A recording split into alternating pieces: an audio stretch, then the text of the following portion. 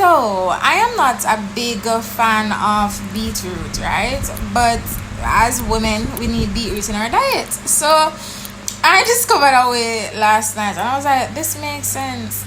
And I remember one time somebody looked at me and said, why do you love grapes? Because grapes really, and I like the red grapes, the purple grapes. And I like grapes really not have that much benefits to the body, lies the man did I tell. But, I was being judged. But I realize now, if you have the sliced beetroot, right? Thinly sliced beetroot, and you put sliced pineapples on it, and you put a slice of grape. Yes, grape, you can slice down the grape in the middle.